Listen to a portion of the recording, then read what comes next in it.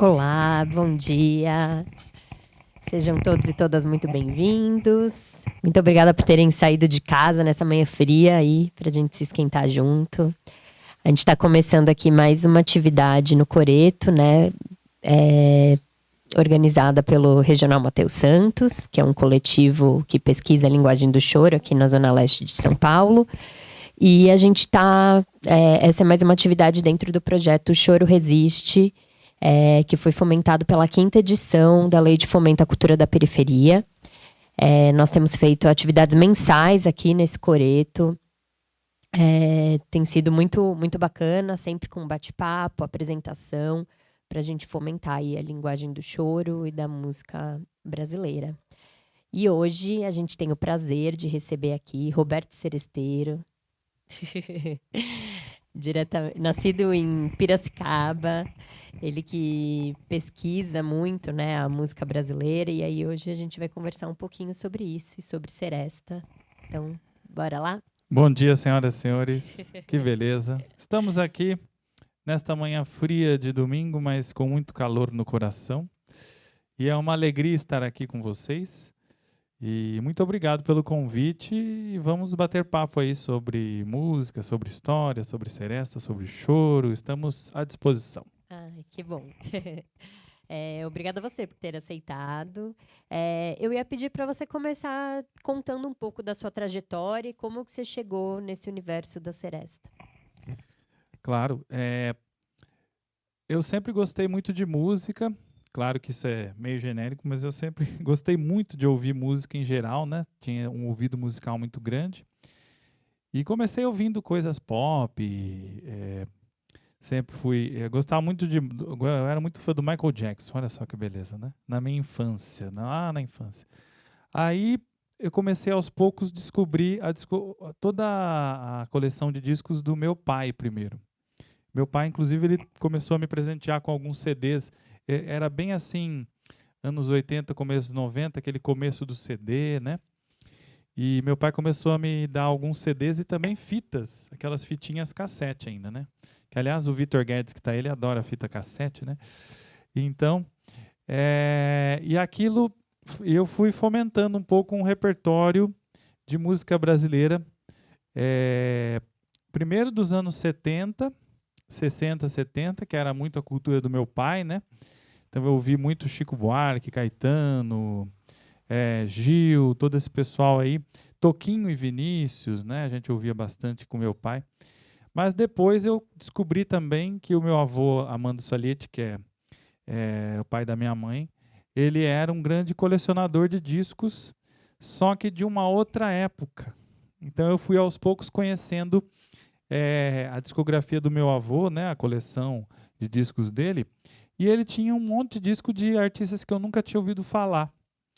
E as pessoas não falavam mais sobre eles, e nem os livros de música nem as revistas ou o livro de música que eu tinha falavam sobre esses caras, que era Silvio Caldas, Orlando Silva, Francisco Alves. E aí eu falei, com aquela curiosidade ainda, eu tinha na época 11, 12 anos, eu queria saber o que era aquilo e ouvir assim, com os ouvidos abertos mesmo. Claro que no primeiro tempo a gente tem um choque assim de arranjo, de ouvir aqueles chiados, todo aquele contato com a música que parece que é uma coisa meio assim, muito diferentona, né? Mas aos poucos você vai acostumando o ouvido assim e vai percebendo as nuances ali, né? Então eu comecei a ouvir os discos do meu avô, ainda nos anos 90, né? Bons tempos aqueles. nos tempos em que se você precisava de uma música, você tinha que ir atrás do disco ou achar uma fitinha que alguém gravasse aquela música para você. Não existia essa facilidade hoje de você pegar a música na hora, buscar, né? Então, aí eu comecei a descobrir a discoteca do meu avô e fui ouvindo aquilo. E o meu avô também teve a primazia, ele tinha o costume, né, de guardar também livros sobre música, o que era uma coisa muito curiosa, porque não era só ouvir, mas também ler sobre aquelas canções, né? Então, primeiro meu pai me deu aquelas revistinhas que vinham da revista o Globo, que vinha o CD e a revistinha. Então, por exemplo, Chico Buarque. Aí vinha aliás, o Chico Buarque era o número 1 da revista. Ele vinha o CD dele e vinha a revista falando sobre toda a carreira dele, curiosidades e tal. E aí eu já comecei a gostar disso, de não só ouvir, mas também ler sobre aquilo, conhecer as histórias, né? E o meu avô cultivava isso ainda mais, porque a biblioteca dele tinha um monte de livros sobre música. Então, biografia da Carmen Miranda, biografia do Ari Barroso, biografia do Pixinguinha. E eu fui aos poucos lendo aquilo e indo atrás de cada detalhe, e foi surgindo como que naturalmente, assim, né? Pesquisar, ouvir a música, mas também ler sobre ela. E daí, depois, quando eu percebi que eu gostava muito disso mesmo, aí eu comecei a ir atrás, né? Ia nas lojas de CD, lojas de disco, os sebos, comprar disco de vinil.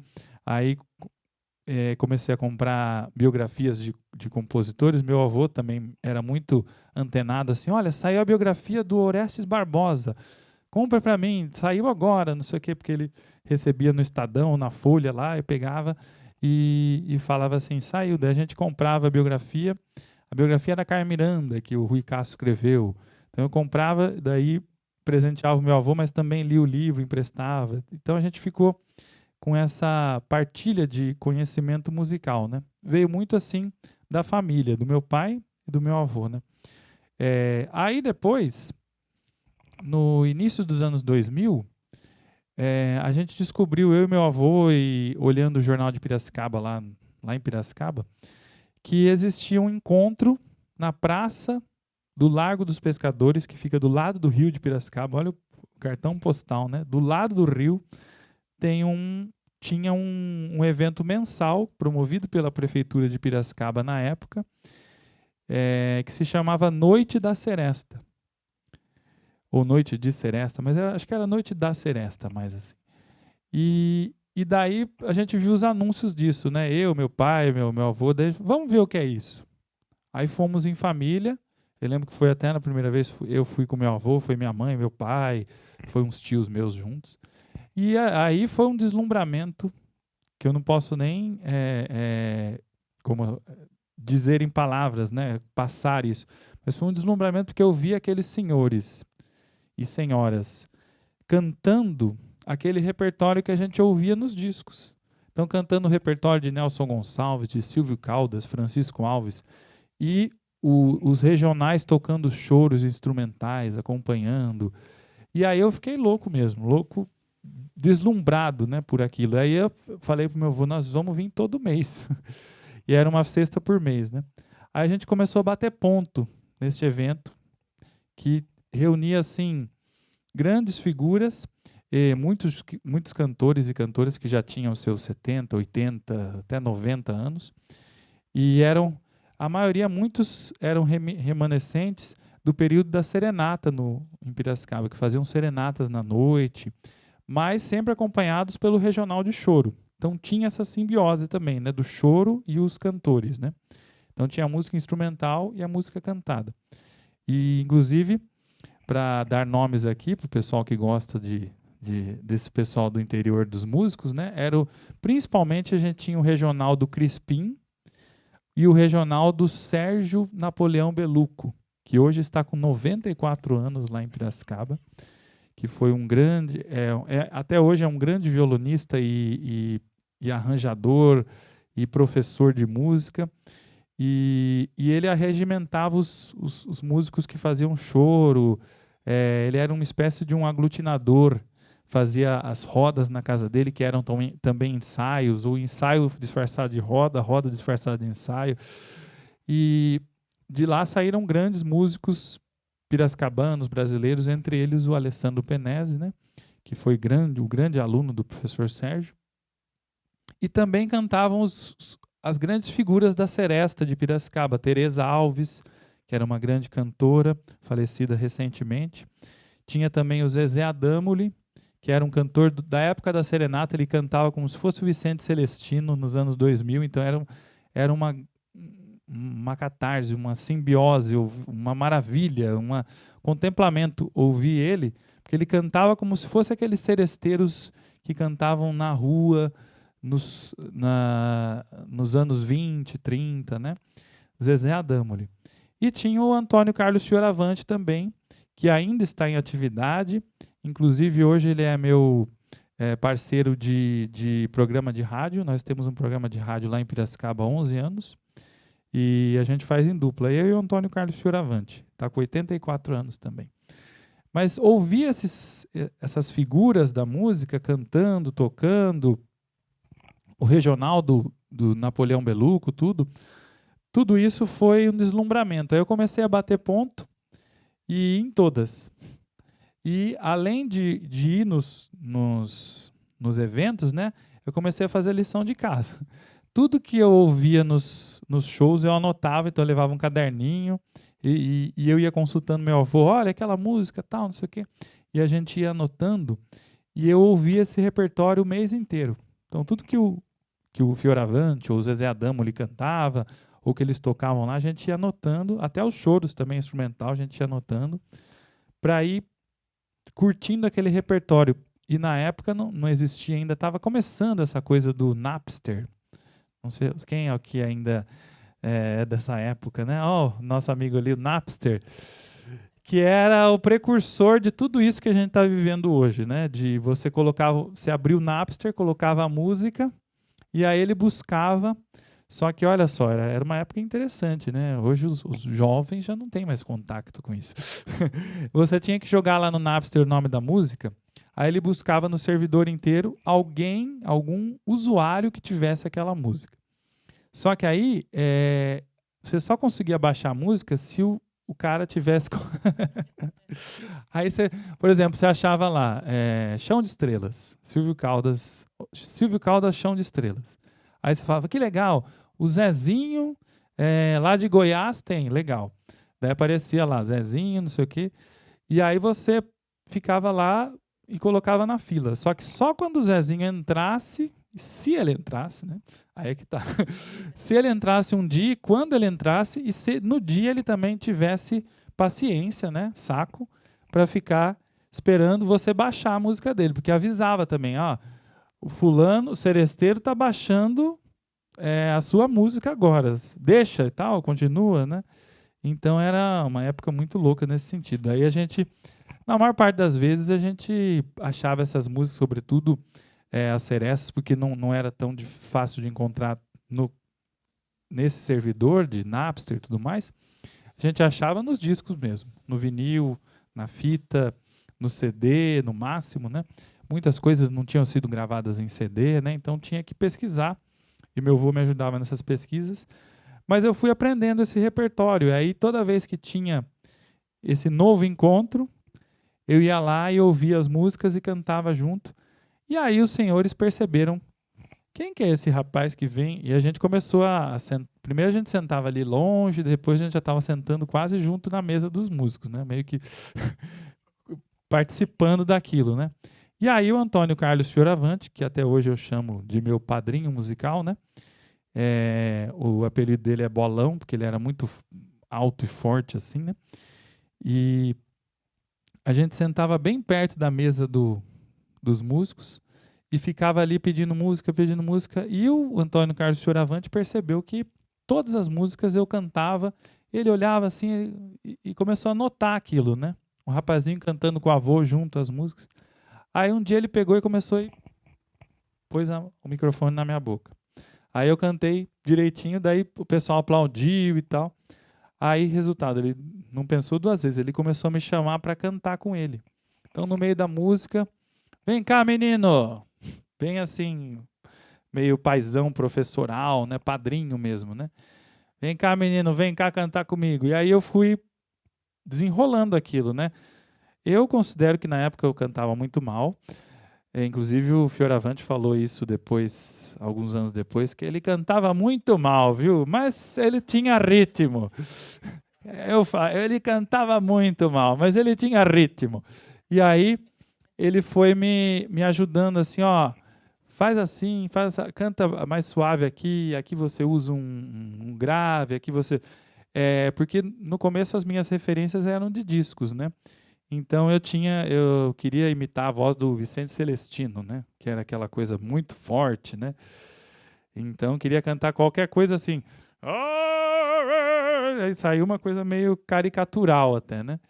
E aí eu fui dosando um pouco isso, claro, com muita prática. E aí, mas eu comecei a frequentar os meios que esses seresteiros iam além da, porque aí eu percebi que não rolava só é, naqueles encontros, né? Não era só mensalmente. Eles se reuniam em chácaras, em casas de amigos. Então iam na casa do professor Beluco, iam na chácara do Tufi, né? Que era um violonista do regional.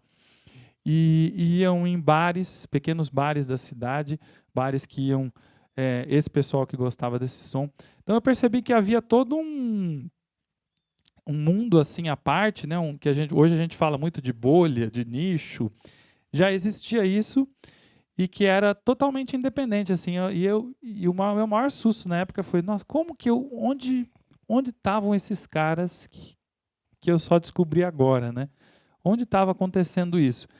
E realmente é curioso, né? Porque às vezes é essa bolha mesmo que a gente fala de bolha até hoje, está muito na moda esse termo, né? Esse conceito. Mas eu acho que é uma coisa muito antiga, porque às vezes era realmente a bolha do choro que já existia, a bolha da seresta, que acontecia em nichos e muita gente assim. Eu na época tinha 16, 17 anos. Depois, quando eu comecei a cantar mesmo, já era 18, 19, né? Então, mas a maioria dos meus amigos não sabia nem o que era aquilo, não sabia que isso acontecia, que isso existia, né?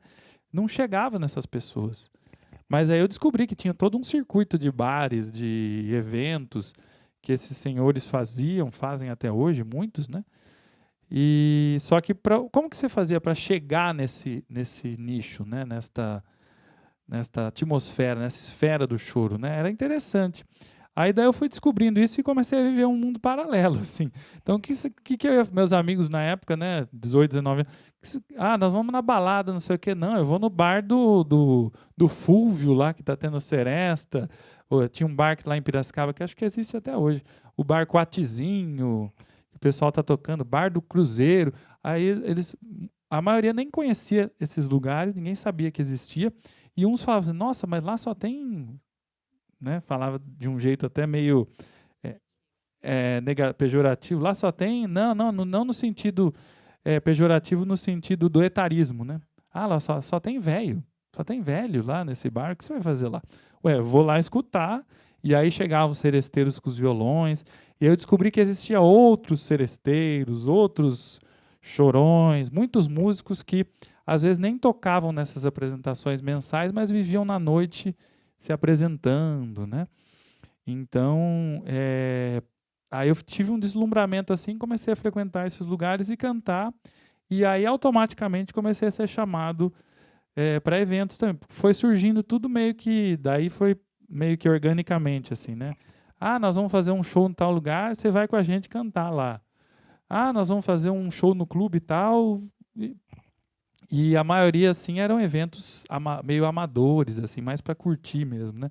Mas aos poucos foi surgindo também a questão do profissionalismo, de você vai cantar na Seresta mês que vem, aí tem um cachê e tal, simbólico, papapá, mas aí daí até eu perceber que eu gostava tanto disso que eu queria cantar profissionalmente, né? E daí eu também me vi numa sinuca, numa encruzilhada, porque justamente nessa época que eu estava no auge desse deslumbramento, querendo viver muito essa cultura, aí eu passo na faculdade, e porque era minha meta ser jornalista. sempre gostei muito de escrever, né? Gosto até hoje. Daí eu quase, não vou não, porque agora eu quero ver de música e tal, né? Mas minha mãe, pelo amor de Deus. Aí, não, você vai fazer o jornalismo, não sei o quê. Daí eu fui estudar jornalismo e já na faculdade de jornalismo já comecei a viver essa vida meio dupla, assim, né? De música e pesquisa, escrever e tal. Só que na faculdade de jornalismo, no segundo mês da faculdade de jornalismo, veja só como as coisas acontecem.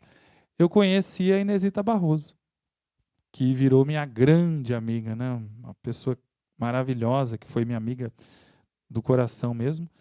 E aí o que aconteceu? Eu conheci a Inesita logo quando eu entro na faculdade, porque no primeiro mês de faculdade, assim, eu fiz um trabalho sobre o Francisco Alves para a rádio da faculdade mesmo ali, né? Que era a Rádio Gazeta M, que eu estudei na Casper Libero, aqui em São Paulo. Aí eu fiz um trabalho para a rádio universitária lá, que era Francisco Alves. Aí o chefe da rádio universitária começou, quem que foi esse cara que fez isso? Francisco Alves. O cara tá falando de Francisco Alves. Ninguém nem lembrava mais quem era, né? E eu fiz o trabalho lá, passou a semana inteira no rádio, eram vários episódios e tal. Aí ele queria falar comigo, daí eu fiquei assustado. Daí ele falou assim, não, é que além aqui da rádio universitária, eu administro a Rádio América aqui de São Paulo. E eu quero te apresentar uma pessoa, quero te levar lá para trabalhar lá. Você quer trabalhar lá? Eu tinha acabado de entrar na faculdade. Aí ele me apresentou a Inesita Barroso. E a Inesita foi um deslumbramento também, porque eu descobri que ela também partilhava desse mundo de música, cantar e pesquisar.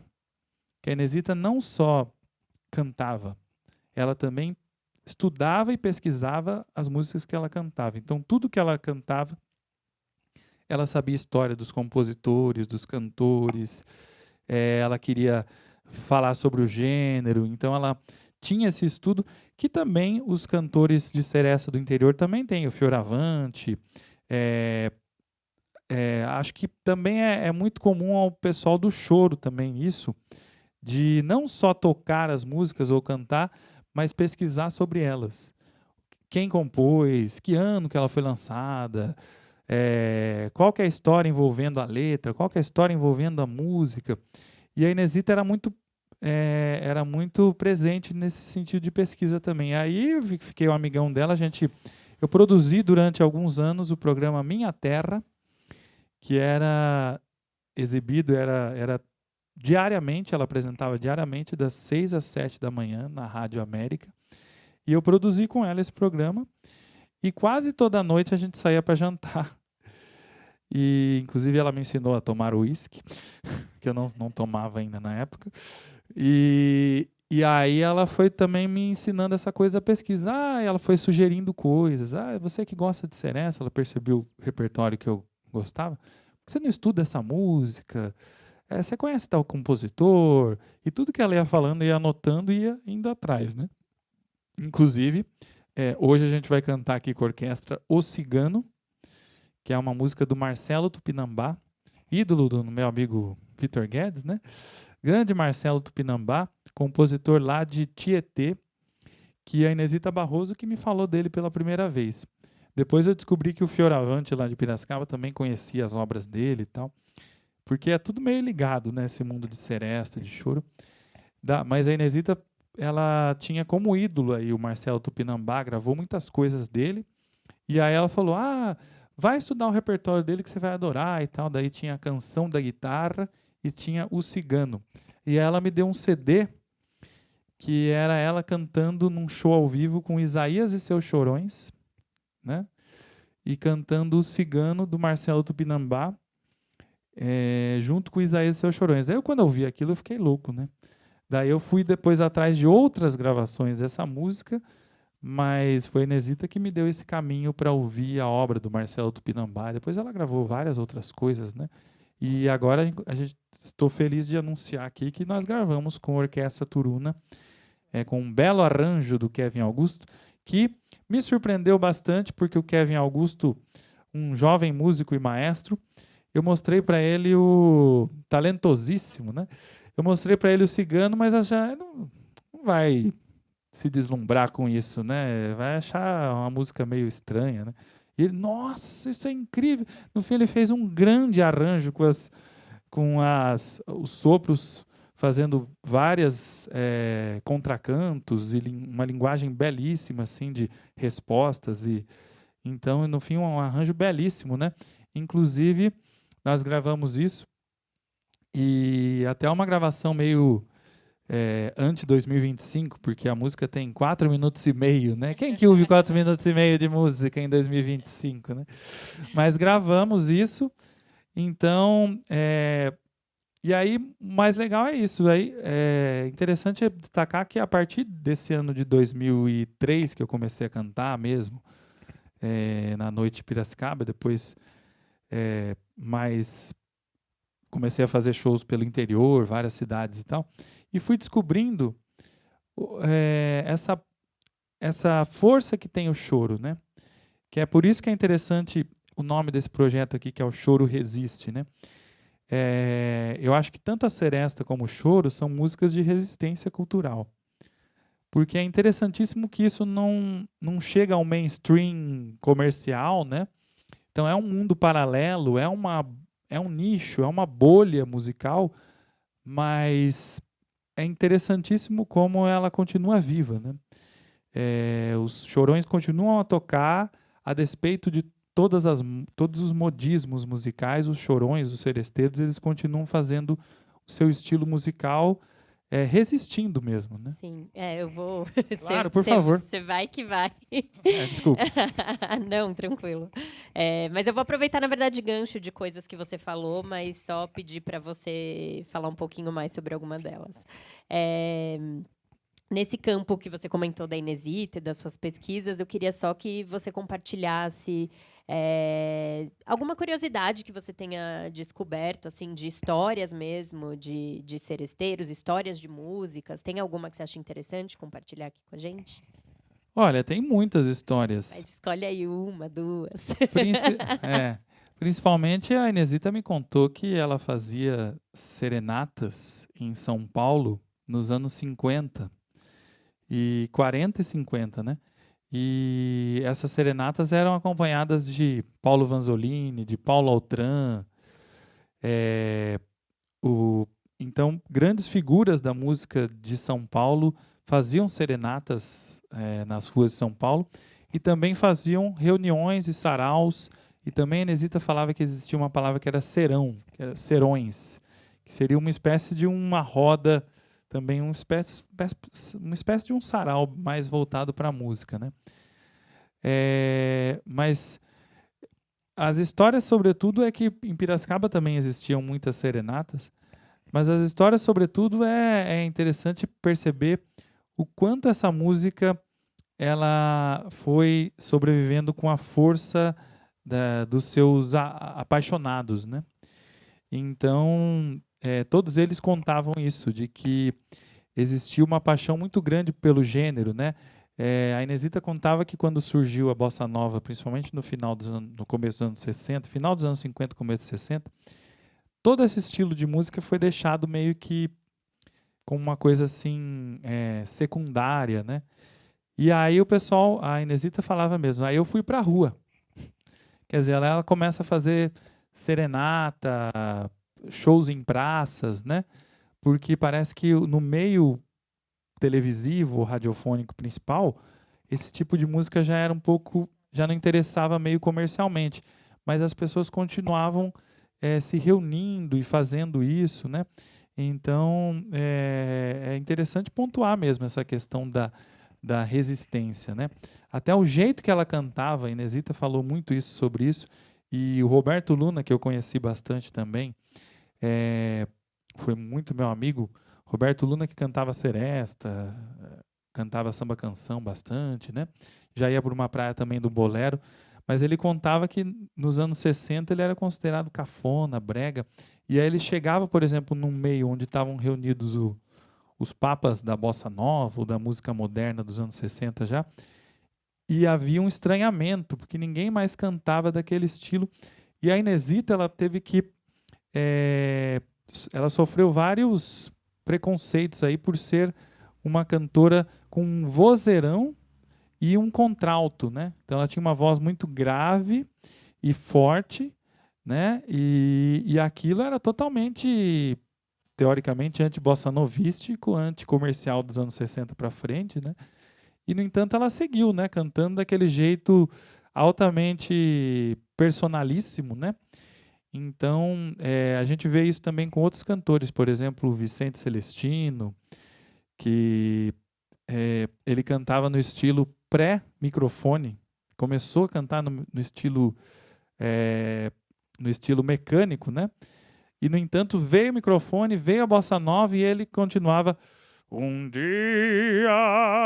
né? Então era uma força assim de resistência de um canto, de uma música que até os chorões sabem falar sobre isso também, um jeito de tocar, um jeito de solar, que foi sobrevivendo também a despeito de muita coisa que estava acontecendo, né? E aí, falando disso também, queria ouvir um pouco o que você pensa assim de qual o sentido, né, de manter essa música viva por tanto tempo e também os desafios, né? Acho que você falou algumas coisas, né? Tipo, de gravar uma música de 4 minutos e meio hoje. Mas, enfim, queria que você focasse assim nessa coisa de como manter essa música viva, o que motiva, né? Qual o sentido para isso e os desafios. Eu acho que manter essa música viva diz muito sobre a nossa memória, né? Diz muito sobre a nossa preservação cultural, sobre um jeito de ser e de existir que condiz muito com a nossa existência mesmo, né? Então a gente preserva um estilo musical que a gente ama, se apaixonou, mas que é um estilo musical que é muito desprezado, mas existe o seu lugar para isso. E eu acho que a ideia, sobretudo, é essa que você disse mesmo, de ter algo de resistência mesmo, de continuar ouvindo, mas continuar fazendo, mas justamente com um sentido de preservação, de um sentido de saber o seu lugar no mundo mesmo, de preservar aquilo que você acha que realmente é aquela coisa que você ama mesmo, né? Então, eu acho que é mais nesse sentido mesmo. Certo. Gente, a gente está tendo que ir para os finalmente, porque já a gente vai ter uma apresentação lindíssima aqui. Eu queria saber se alguém do público quer fazer alguma pergunta.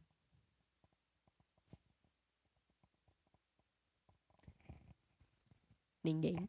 Bom, então eu queria saber se você quer compartilhar mais alguma coisa, só para a gente finalizar e ir para a música. Sim, eu quero aproveitar e falar sobre este EP que estamos lançando, né, Kevin Augusto? E dizer que foi uma honra gravar com a Orquestra Turuna, esses jovens talentosos musicais aqui, maravilhosos. E é uma gravação muito bonita que a gente fez agora, recentemente. Lançamos agora neste mês de final de junho de 2025, né?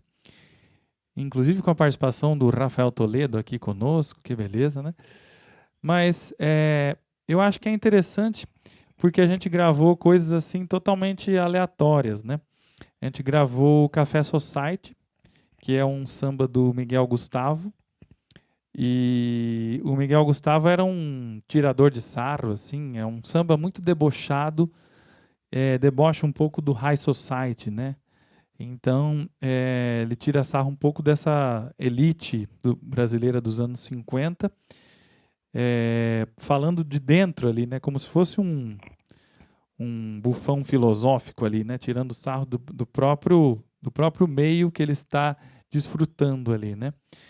E então nós gravamos um samba que foi gravado pelo Jorge Veiga, que era o caricaturista do samba.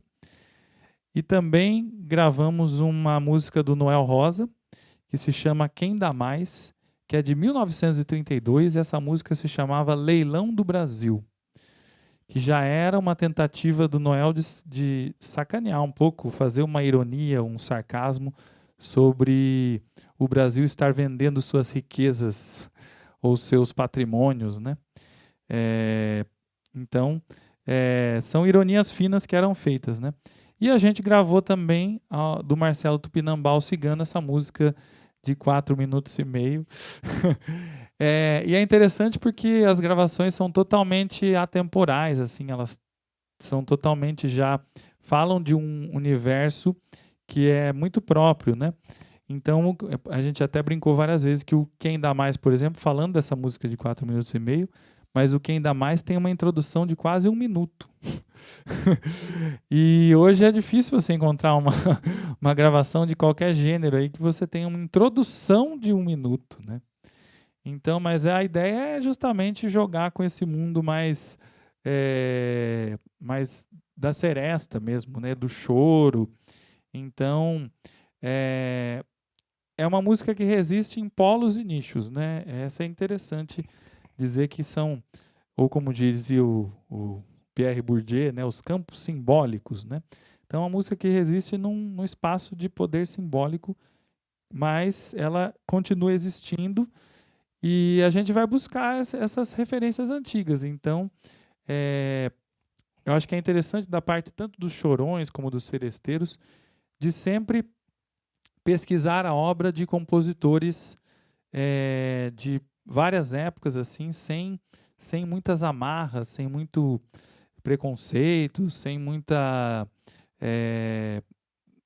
assim, esse período não, esse compositor não, pelo contrário, vamos atrás de várias coisas, né?